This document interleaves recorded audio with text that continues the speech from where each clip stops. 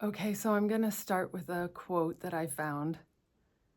I don't know where it came from, so if anybody knows, you can put it in the comments. Time is limited. We can't have as much as we want, neither stop it nor slow it down. When our mind realizes that it cannot control time, we get scared and time appears to us as a vicious predator. The answers our frightened mind finds are dysfunctional.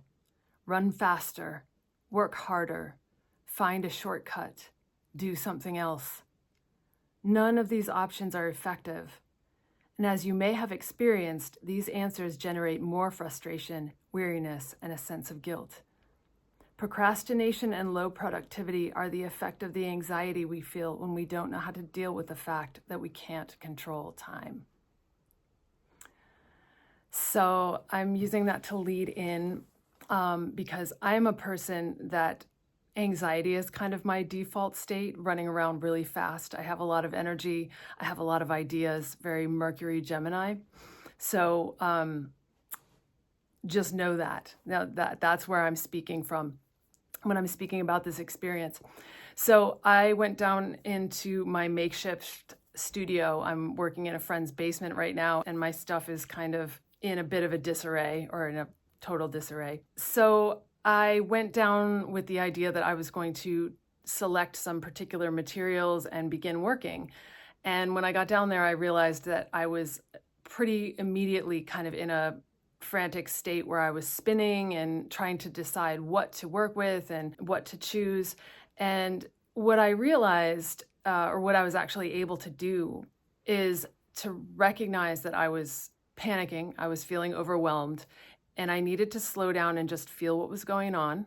So I felt the panic going on. I was trying still to curate, what am I going to choose and set out for this session? Basically eradicate all decision making and literally just grab what's at hand and see if it feels good.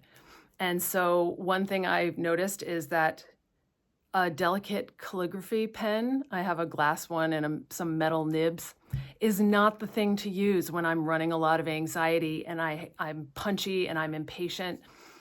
I need like a big graphite crayon to just scribble. And, there's always this judgment that goes on, what are you doing? This isn't art. How are you ever going to turn this into a painting? But the point is letting go of that agenda. And there's this illusion, I've heard it said that when you're in this state of mind and when you're in a difficult state of mind and it feels like it's never ending, that's actually a younger state of mind.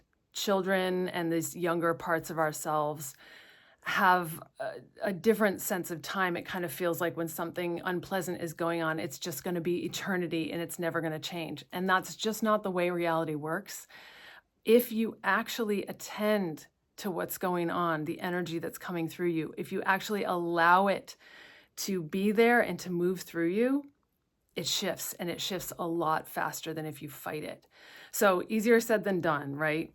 But I was able to experience a small breakthrough with this the other day because the voice in my head was like, what are you doing? This is ugly as F. And I just let myself. I was like, you know what? It feels really good right now to just scribble and tear things and splash something there and splash something there, and fine. And it was re-clarified to me that I need to have an actual station to do this in, that there are, for me, two clearly distinct stages of practice, and probably more than that, but I'll just stick with two for now.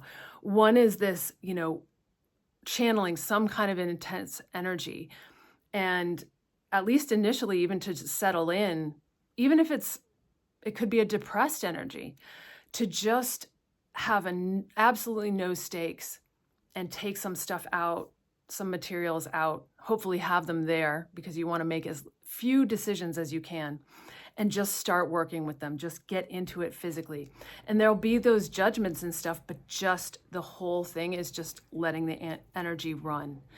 And eventually it will run itself out. And, by the way, I even realized that setting a timer, any of these things that add a decision or a step into the process, it goes out the window. This is just literally just take action, take action, take action. So again, setting up a junk painting table where it's just get that energy out and settle.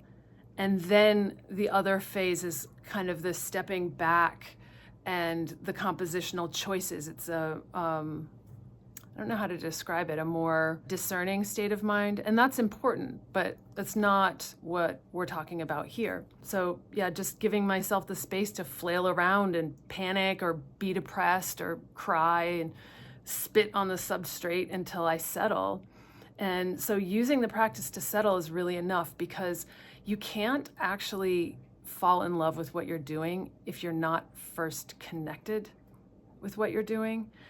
Again, easier said than done, but once you settle and have made peace with the state of mind, the state of life that you're living through, then you're actually available. But I don't want to, it's not about waiting for a particular state. It's about acknowledging the state that you're in and working from that state. So it's very much not about waiting to get to a certain point, waiting to get to a place of calm or willingness. And this is why many artists say you can't wait for the inspiration, you just have to show up. And sometimes the best things happen, a lot of times for me, the best things happen when I'm completely scattered and agitated or upset when I show up, because when I can actually be with that energy then feeds the creative flow and interesting things come out of it. But this is not about publishing. This is not about autobiographically describing a state of mind. It's not about an audience. It's about tapping in to your being as it is right now. It expands time, because when you're actually engaged with what you're doing, when you're actually attending to the energy that's coming through you, there's a certain efficiency in that, because you're not fighting. You're not spending a whole bunch of energy fighting or planning, or you're concentrated. That's that one-pointed mind that all the traditions talk about. So anyway, I welcome your opinions, comments, reflections, everything, blah, blah, blah at the bottom. And yeah, let me know if you resonated.